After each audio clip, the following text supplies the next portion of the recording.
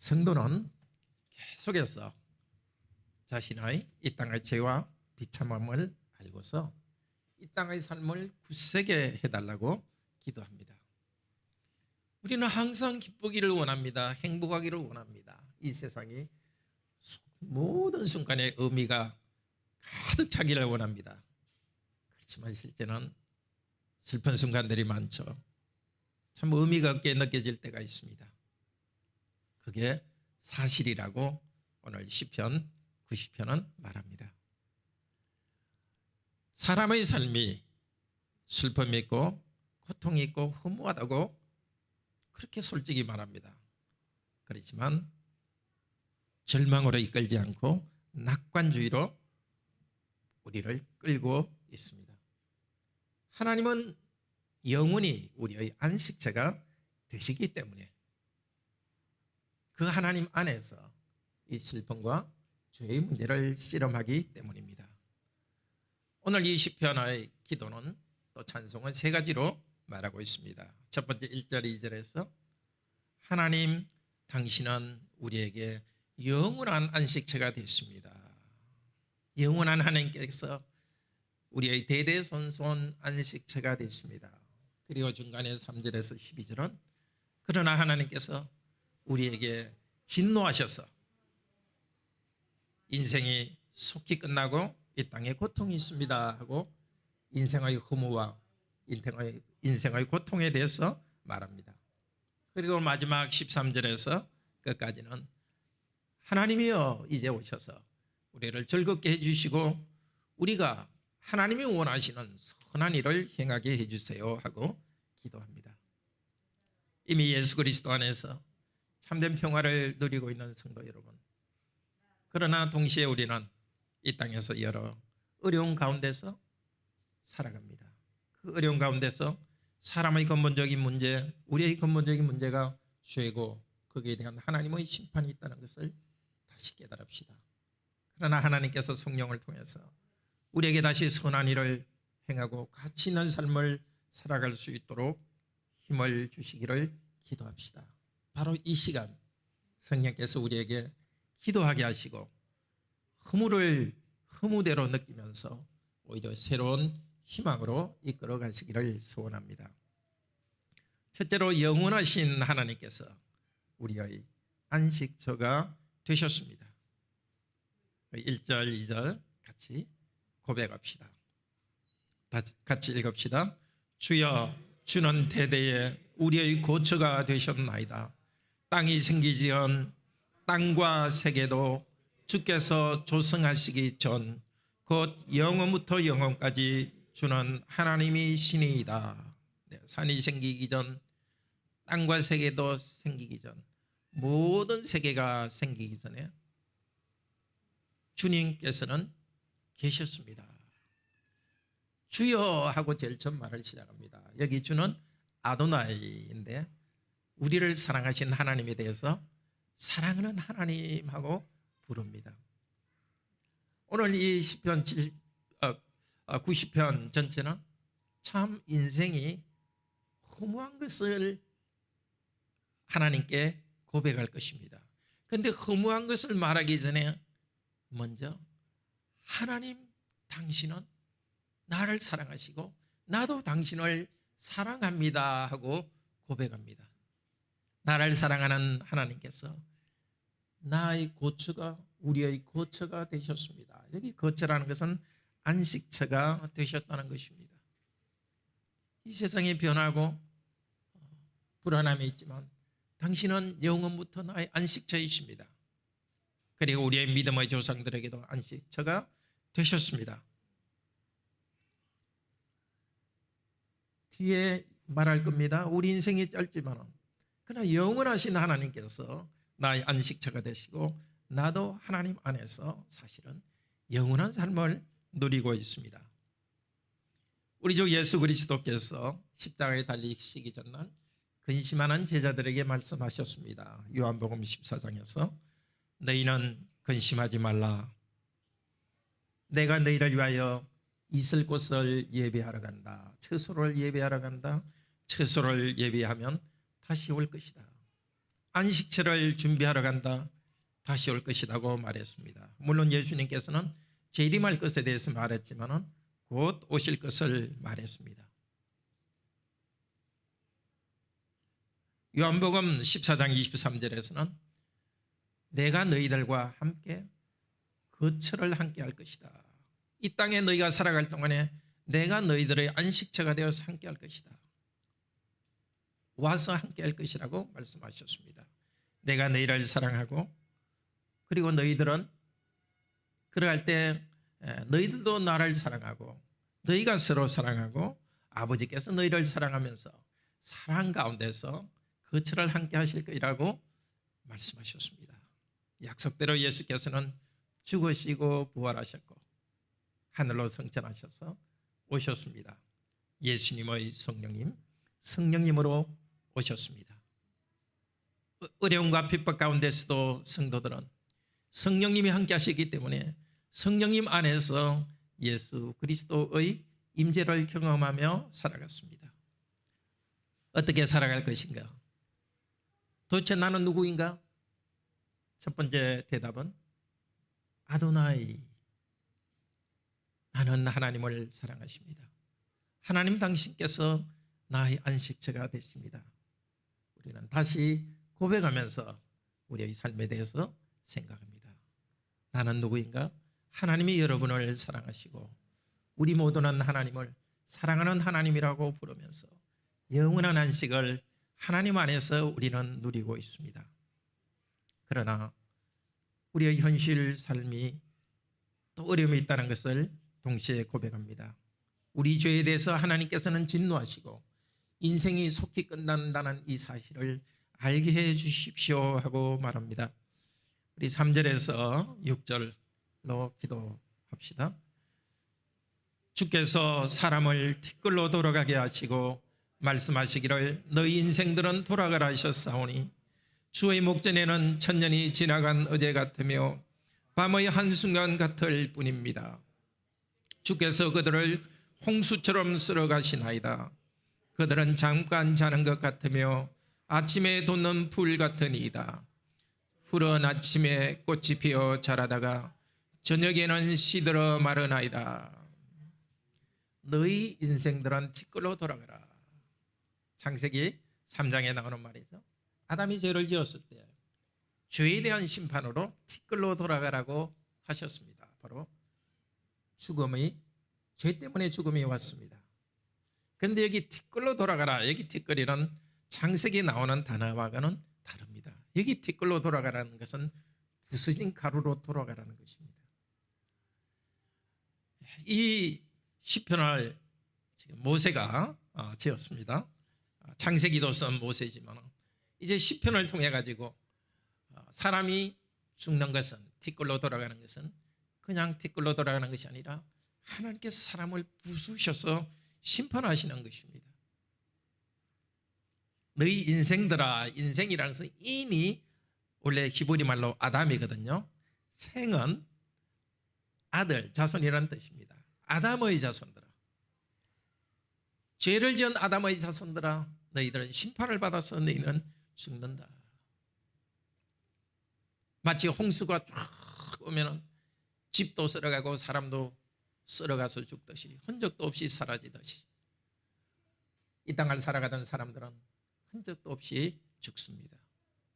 굉장히 많은 일을 성취하고 사람들에게 아주 칭찬을 받는 사람들도 시들어 없어지는 꽃과 같이 사라집니다.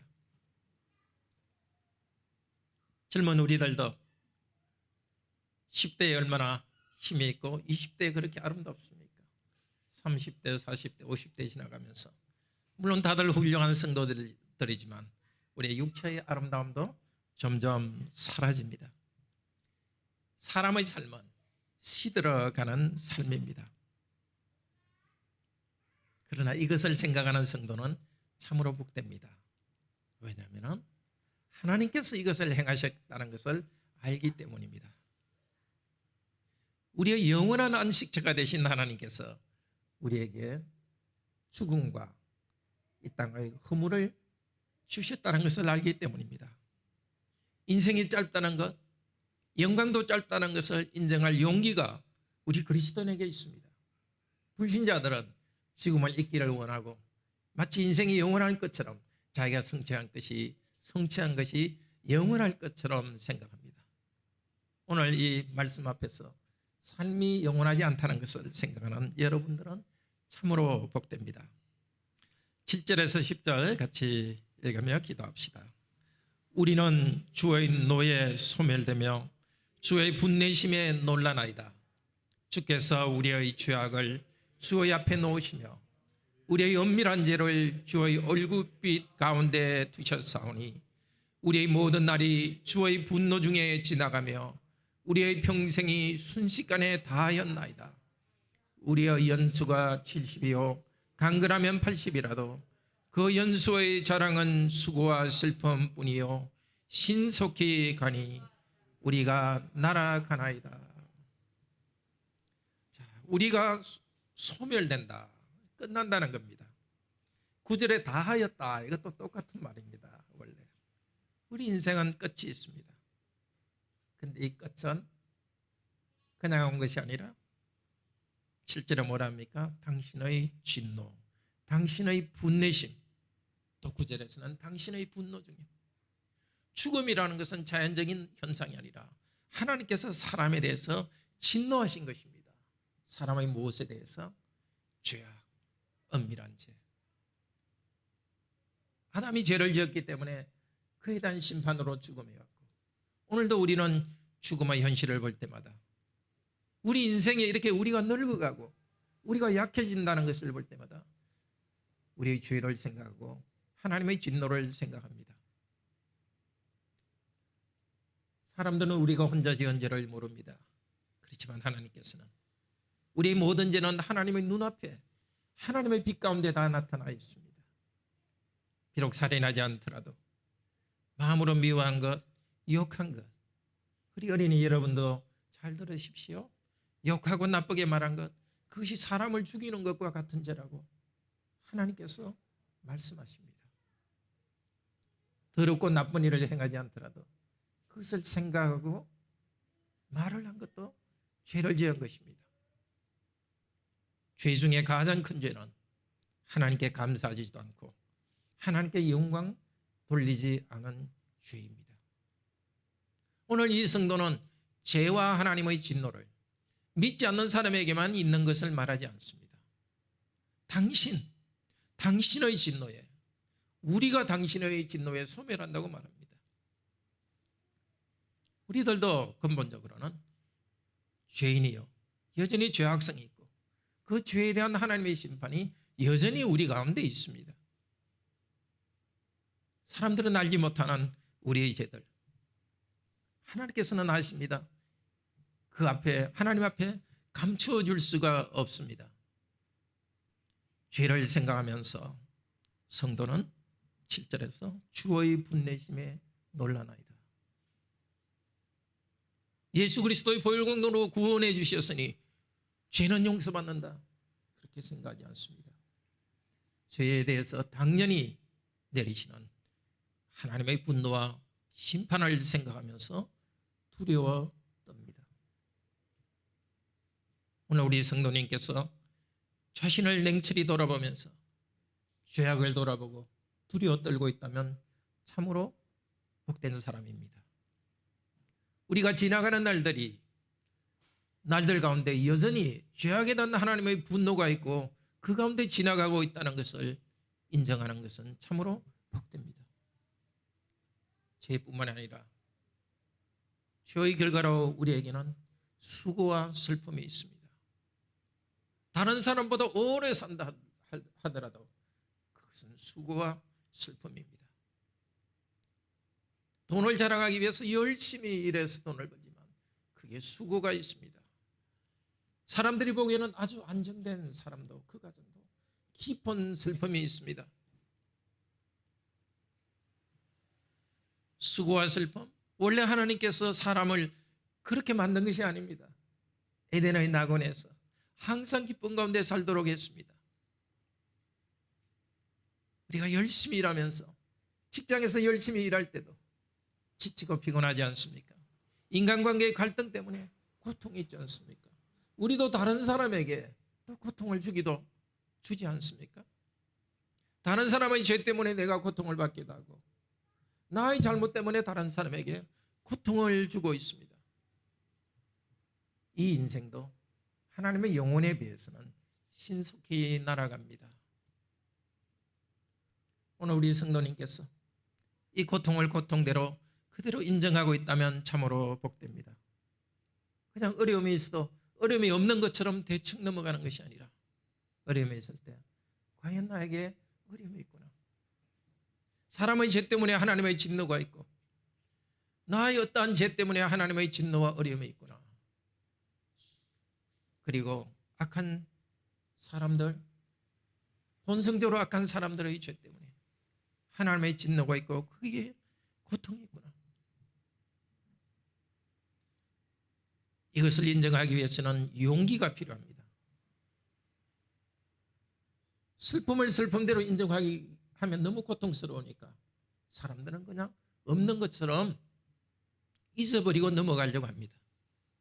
재밌는 일하고 게임, 재밌는 게임하고 또 여러분은 어떤지는 모르지만 그냥 스마트폰 계속 하면서 잊어버리려고 합니다.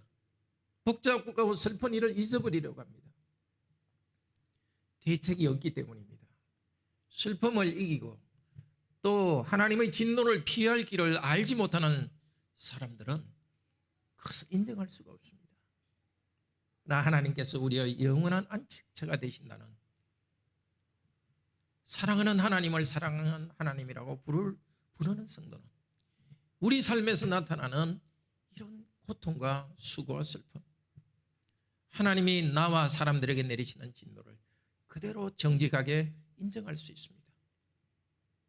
이 시편으로 우리가 앞으로도 계속 기도하면서 우리가 당하는 슬픔, 이 땅에 있는 슬픔을 하나님께 아뢰도록 합시다. 자, 이제 11절, 12절 함께 또 읽읍시다. 누가 주의 노염의 능력을 알며 누가 주의 진노의 두려움을 알리까? 우리에게 우리날 계수함을 가르치사 지혜로운 마음을 얻게 하소서. 네, 자, 이것이 시편의 전체 중심에 있으며 중심 주제입니다. 누가 알겠습니까? 또 우리에게 가르치소서. 11절 12절에 가르치소서, 그것도 알게 하소서라는 뜻입니다. 우리가 아직도 뭔가 모른다는 것입니다. 뭘 알아라고요? 하나님의 진노하심, 하나님의 진노하심으로 능력을 행하시는 것, 바로 사람을 심판하시고 수고와 슬픔을 주시는 그 하나님을 알게 해주십시오. 우리도 이렇게 기도합시다. 하나님, 저와 사람들이 죄인이요 수고와 슬픔이 있다는 것을 알지만 그것을 그대로 알게 해주십시오. 모세는 시내산에서 이것을 경험했습니다. 출애굽기 32장 12절에서는 이스라엘 백성들이 우상숭배를 금송아지 우상숭배했을 때 하나님께서 진노로 그 백성들을 멸망시키고 시려고 한다는 것을 알고 있었습니다. 하나님께서 두려움 가운데 멸망시킬 수 있는 능력이 있다는 것을 알았습니다. 그런데 11절에 두 번째 부분, 누가 주의 진노의 어려움을 알릴까? 이 말은 주님의 그 진노하심을 두려워할 대로 알게 될 것이라고 아예 이 부분 제가 좀 혼돈했습니다. 네. 예. 정확히 말하자면 주의 진노의 두려움을 알릴까, 이것을 정확히 말하자면 누가 하나님의 진노하심을 두려워할 그대로 두려워하리까. 그러니까 하나님의 진노하심이 있는데도 대충 넘어가는 것이 아니라 하나님을 두려워할 분으로 알게 되겠습니까? 그 말 속에는 뭐가 포함됩니까? 하나님 진노가 있을 때 하나님을 두려워하는 것을 알게 해 주십시오. 그리고 우리에게 우리 남은 날들이 얼마나 되는지, 우리 어린이 여러분들도 10살이라면 하나님 제가 얼마나 오래 살지를 알게 해주세요. 영원히 살지 않는다는 것을 알게 해주세요. 그러면 어떻게 해야 되겠습니까? 제가 남은 날 동안에 하나님이 기뻐하시는 삶을 살 수 있도록 해주세요.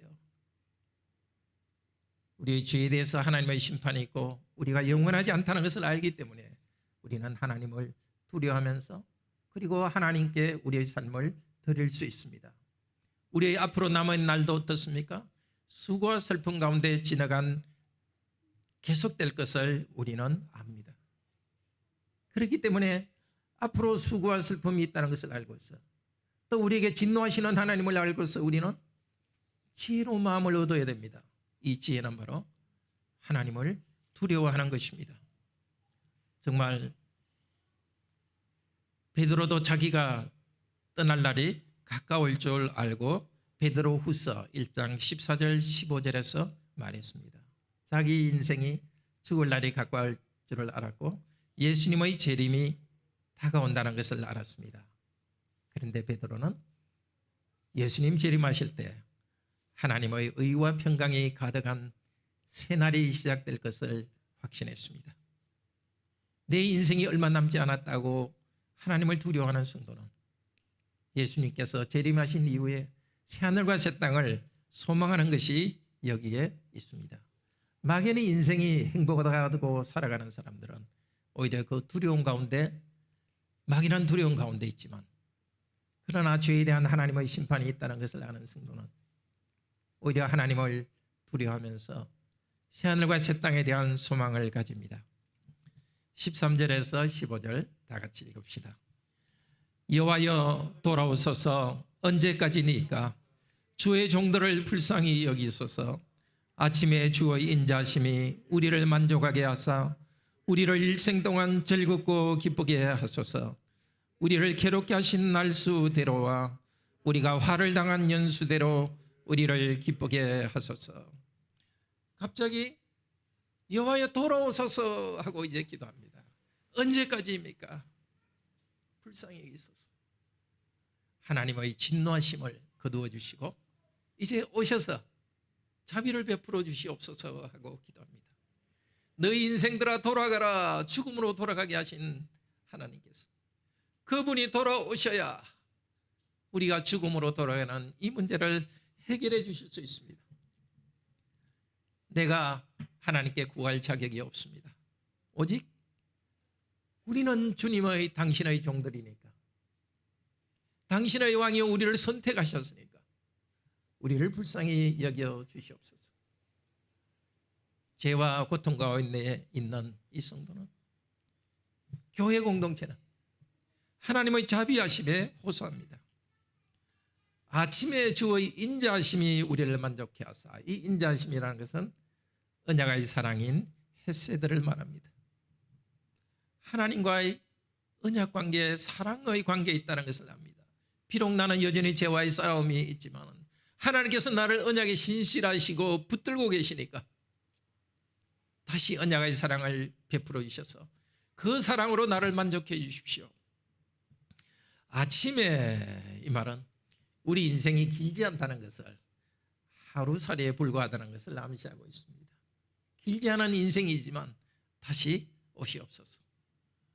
제가 아침에 피어났다가 저녁에 지는 꽃과 같지만 이제 아침에 자비하심을 베푸셔서 내 인생 하루와 같이 길지 않지만 자비를 계속 베풀어 주셔서, 하나님의 자비하심은 무엇이겠습니까? 수고와 슬픔을, 고통을 끝내는 것이고, 그리고 무엇을 끝내야 되겠습니까? 죄에 대한 하나님의 심판을 끝내주셔야 됩니다. 이미 죄에 대한 하나님의 심판을 없애주시고 용서하셨지만 여전히 죄인인 저에게, 우리에게 내려주시는 심판을 거두어 주시옵소서. 죄를 용서해 주시옵소서. 하나님의 자비하심에 의지하여서 다시 죄 용서를 간구합니다.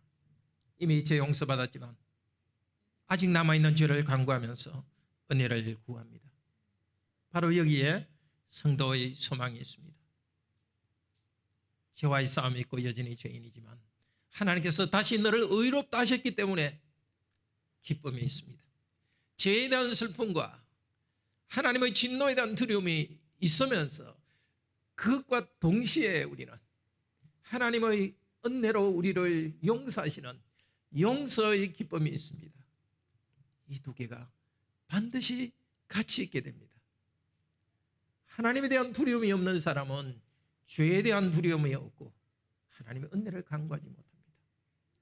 그러나 하나님의 은혜를 간구한 성도는 예수 그리스도의 보혈공로로 더입혀 주셔서 반드시 우리 죄를 용서하시고 다시 의롭다고 하십니다. 오늘 이 자리에 나와서 정말 삶의 어려움과 내 삶에서 하나님께서 내리신 그 심판을 생각하면서 두려운 마음으로 나오신 성도 여러분, 이제 이 시간 예수 그리스도 안에 있는 자비로 저를 용서해 주시옵소서. 이렇게 기도하는 여러 성도들을 바로 이 시간 하나님께서는 그래 내가 나의 자비로움으로 나의 언약의 사랑으로 너를 용서한다고 선언하십니다. 용서하시는 그 하나님 앞에서 기쁨을 회복하시기를 바랍니다. 출애굽기 34장에서도 바로 그때 금송아지 때문에 하나님께서 진노로 심판을 하실 때 모세는 기도했고 하나님께서는 죄를 용서하신다고 선언하셨습니다. 34장 출애굽기 34장 6절에서 7절에서 말했습니다. 여호와로다.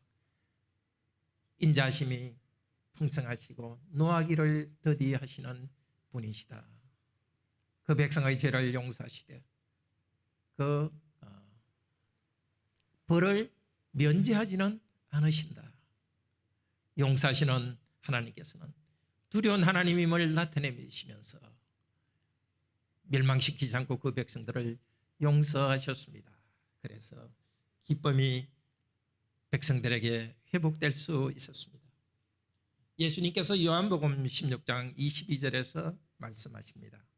지금은 너희가 근심하나 내가 다시 너희를 보리니 너희 마음이 기쁠 것이요 너희 기쁨을 빼앗을 자가 없으리라. 예수님이 십자가에 돌아가셨을 때 제자들은 슬퍼했습니다. 그러나 부활하셔서 제자들에게 나타나셨습니다. 그리고 성령님을 보내주셨습니다.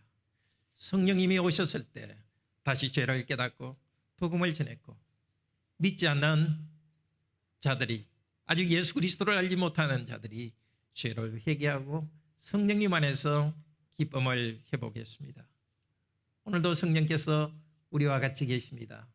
오늘 이 시간 성령님을 의지하여서 성령께서 주시는 죄 용서의 기쁨과 또 새롭게 되는 기쁨을 주시기를 바랍니다.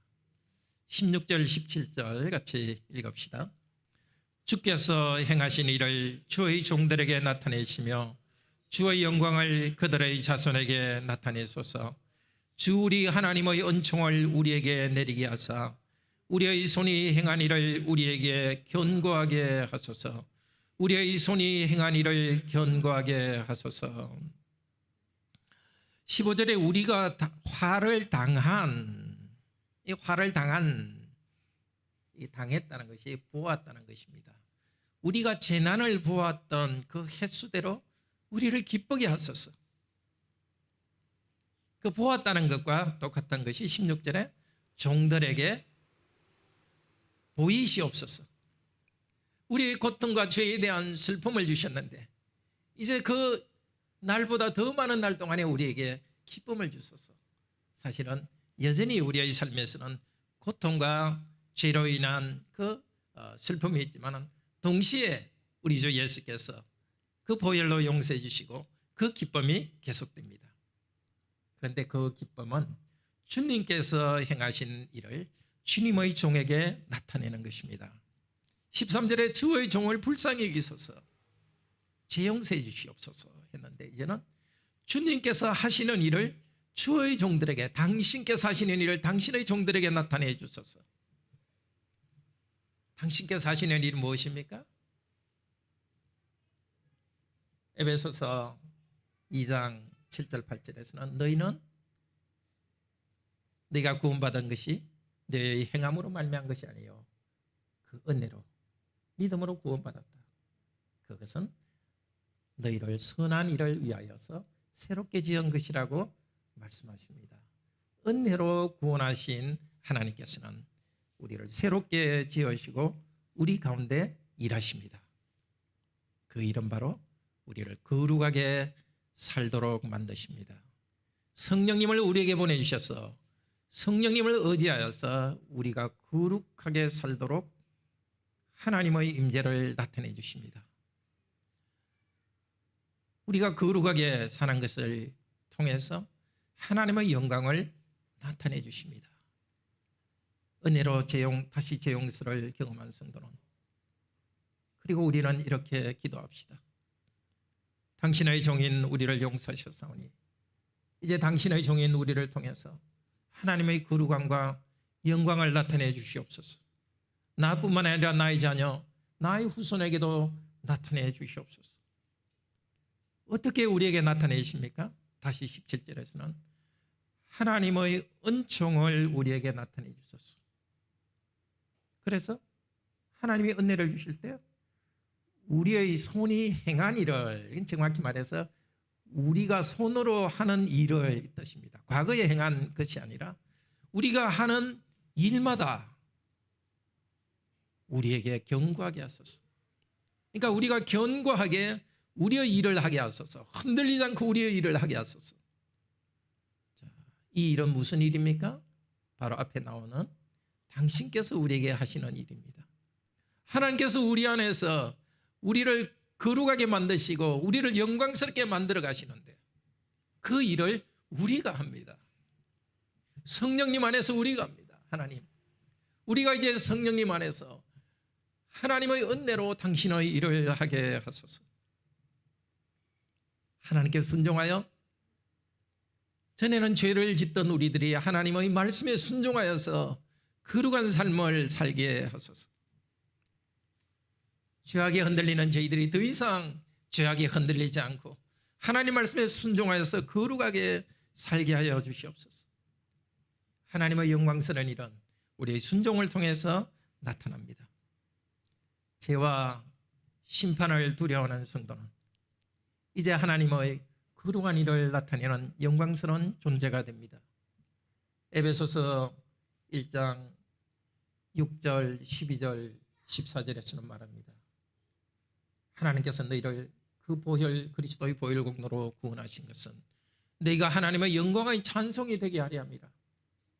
우리 성도들이 구원받은 것은 우리들의 삶이 하나님의 영광을 나타내는 찬송시가 되도록 하기 위함입니다. 우리로서는 일을 할 수 없기 때문에 간구합니다. 고린도전서 15장 10절에서 사도 바울은 말합니다. 나의 나 된 것은 하나님의 은혜로 된 것이니 내게 주신 그의 은혜가 헛되지 아니하여 내가 모든 사도보다 더 많이 수고하였으나 내가 한 것이 아니요 오직 나와 함께 하신 하나님의 은혜로다.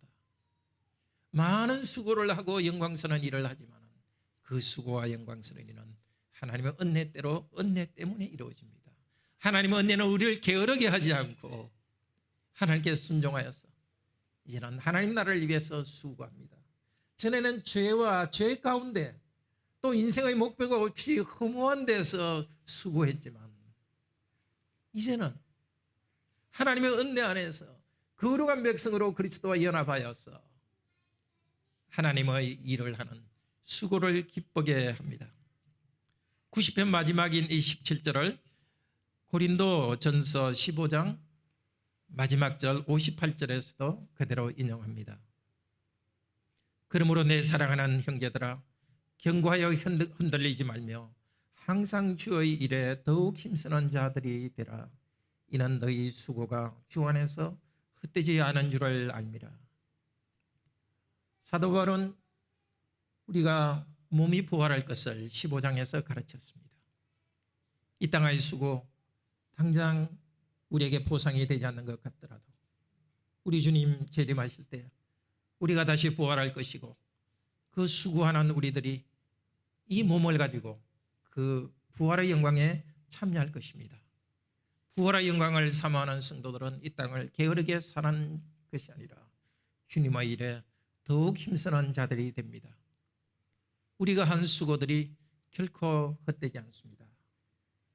이 확신을 가지고 우리도 이 마지막 기도를 드립시다. 하나님, 우리가 하나님의 뜻대로 하는 이 일들, 우리 하나님께서 우리의 수고가 헛되지 않도록 열매를 주시옵소서. 베드로전서 베드로후서 3장 12절은 말합니다. 예수 그리스도의 재림의 날을 사모하면서 거룩한 행실과 경건한 삶으로 살아가라고 합니다. 우리의 수고가 헛되지 않을 것을 생각하면서 예수 그리스도의 재림의 날을 살아가면서 우리는 그 날을 기다리면서 하나님을 향한 경건함으로 거룩한 삶으로 살아갑니다. 이 소망 가운데 살아간 베드로는 디모데후서 4장에서 이렇게 말합니다. 내가 선한 싸움을 싸고 달려갈 길을 마쳤으니 이제 후로는 나를 위하여 의 면류관이 예비되어 있도다. 이렇게 기도하며 나아가는 우리 성도들에게는 우리 모두에게 의 열매가 예비되어 있습니다. 에베소서 5장 15절은 지혜로운 자가 되어서 세월을 아끼라고 말하면서 성령의 충만을 받으라고 합니다. 이제 기도하면서 성령의 충만을 받기를 바랍니다.